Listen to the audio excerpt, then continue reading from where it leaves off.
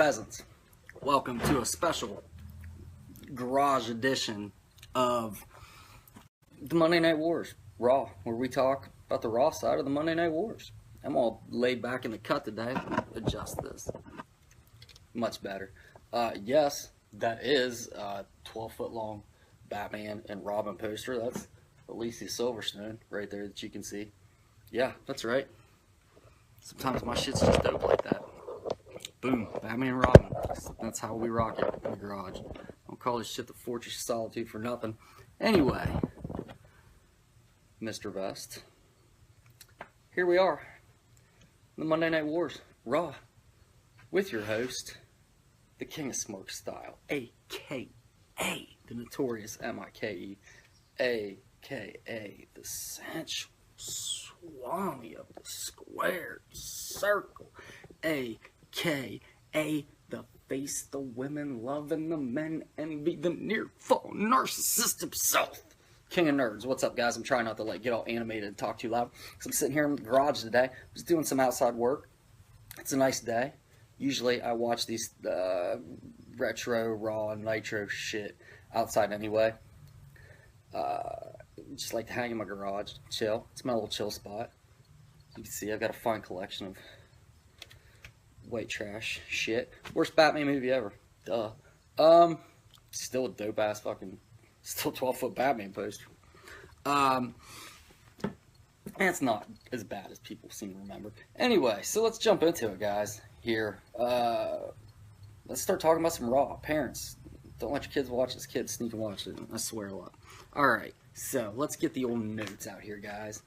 These garage shows are never as well put together as the inside shows. They're always just real by the seat of my pants.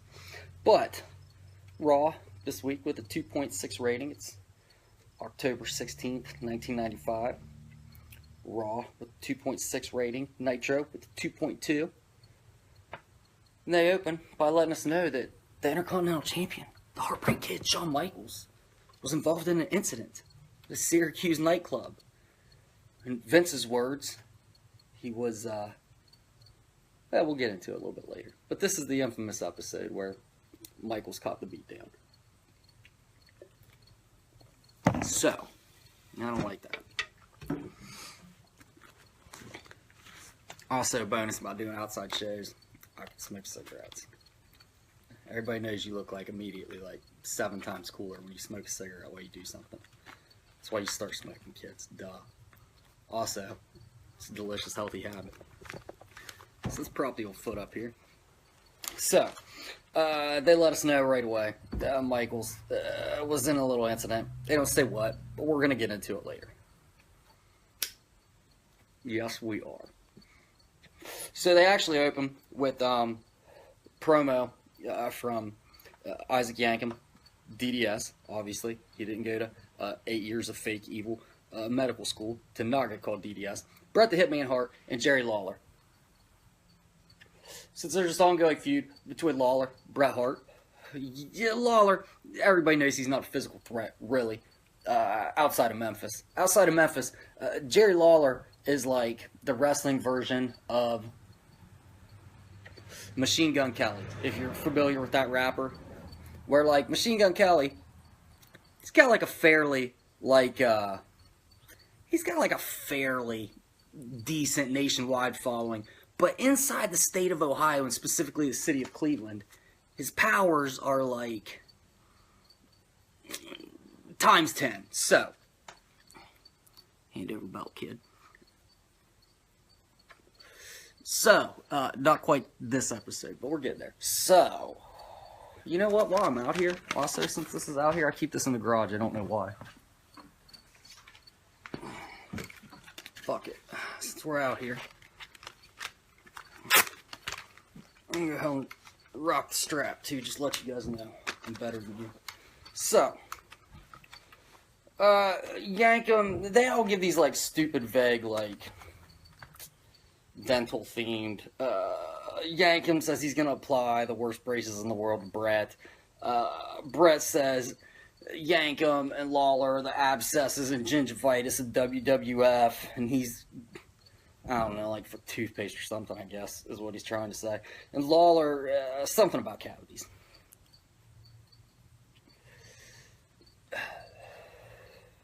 I don't know what WCW has planned for us tomorrow, but the fact that they lost to this already, aren't you just like, already they just opened the show with dental promos, and I'm just like, what the fuck are you guys doing?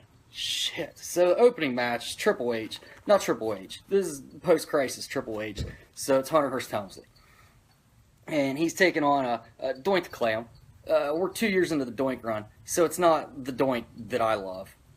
Heel Doink. It's this dumbass face Doink, and it's not even the original guy playing him, Matt whatever. Mr. Vest, I'm sure you've got that information. This was an okay match.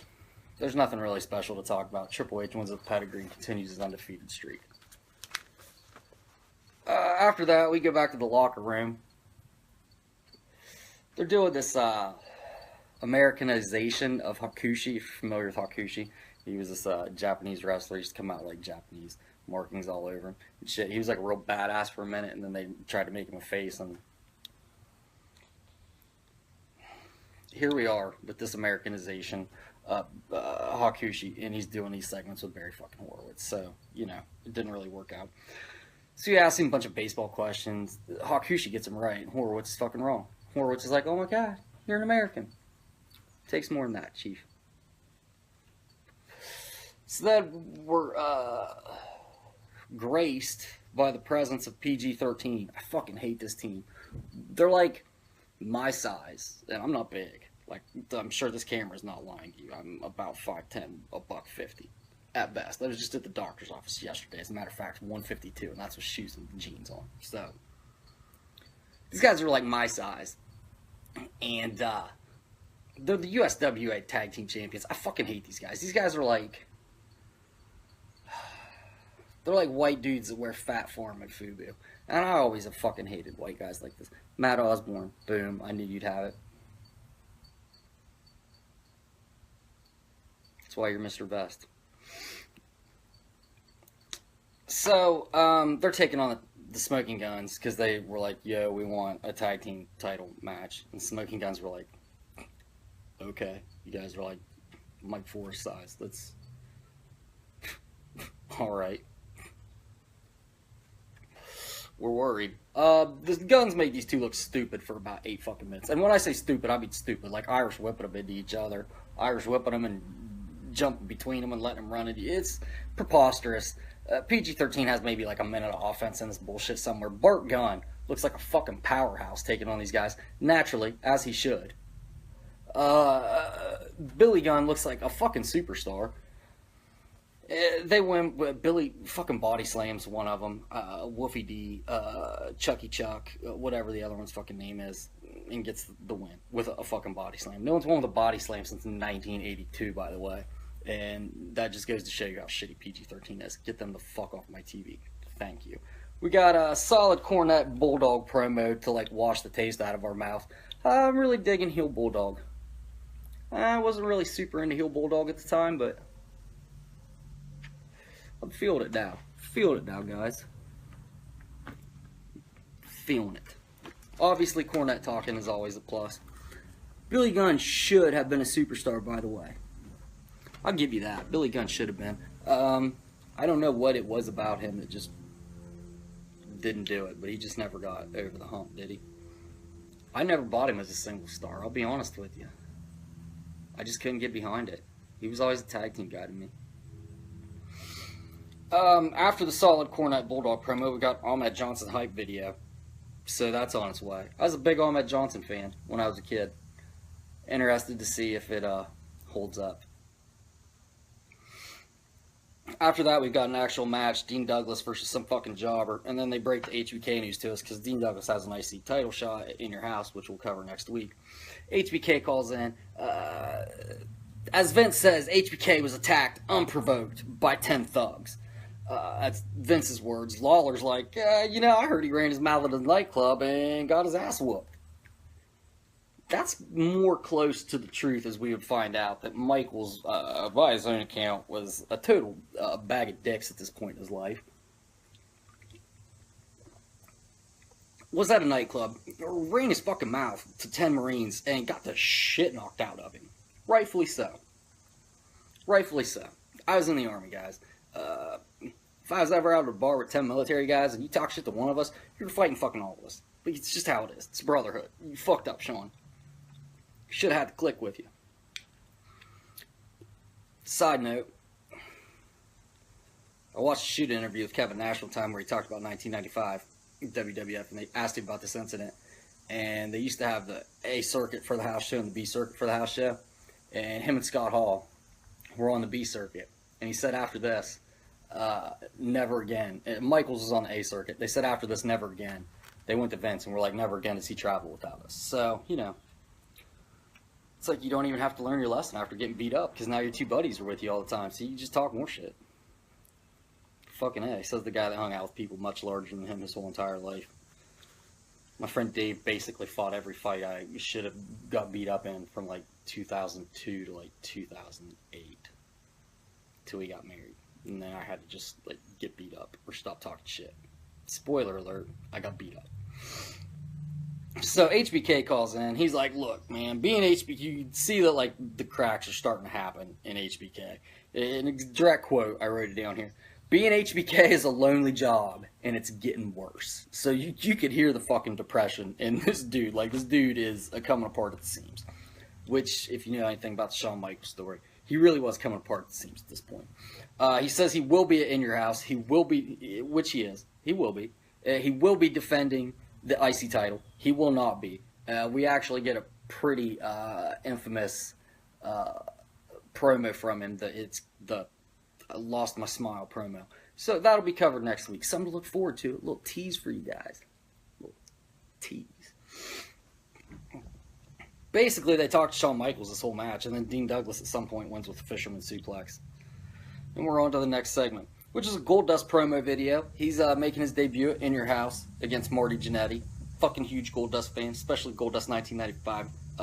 Wonderful heel. Decades ahead of his time. Kind of hamstrung by it, to be honest with you. Looking forward to talking about this guy. After that, we've got a Paul Bearer promo, being that after, since last week, after that brutal attack that Taker took at the hands of Yokozuna and Mabel, they've actually crushed his face. We're at fucking Masked Taker, baby. I fucking love Masked Taker. I wish we were, like, in the room with the toys, because I got a Masked Taker toy I'd take down and show you guys, but we're not, so, next week. Maybe, or the week after that. We're not even at Masked Taker yet. He hasn't debuted, so we'll get his debut, and I'll get to play with my toys, and everyone will be fucking happy. So he's like, look, Taker's face is crushed, but oh, the Undertaker will never look the same, but he will be back for destruction. Oh yeah. I do a shitty Paul Bearer fucking impression, don't I? So then we're on to our main event. Yankum versus Brett in a cage. It's old school cage. Right on. Should Lawler interfere, he will be suspended in a cage. Not above the ring, but like above, off to the side of the ring. This motherfucker's going to interfere. Can't help himself. They make a point of saying that this is, Brett's got a real advantage here, because this is Isaac Yankum's first ever cage match. But Brett, they make a real point to say, has had over 50 cage matches in his career. That's fucking a lot of cage matches. I mean, really, think about that. That's a lot of fucking... Anyway. So, Lawler obviously interferes. He goes in the cage. This is not the best match in this feud. Best match was probably last week, to be honest with you. Last week was a solid fucking match. So Lawler's in the cage. The match gets much better after that. Lawler tries to throw a key down. Brett gets it, tosses it in the crowd. And we got like a real match. Up to Lawler going in the cage. They used a lot of like gimmicky cage bullshit, just throwing guys into cages. Gimmicky cage bullshit. It wasn't like a match so much as just how many different ways can we use this fucking cage. After that, we get like a real match. Brett climbs out. He gets the win. And that's how we end the show. I don't know. 2.6? Was it worthy of winning? I don't know. We'll see what Nitro has to offer tomorrow. That's all we got for Raw, guys. Thank you so much for tuning in. Tune in tomorrow to see what Nitro comes at us with.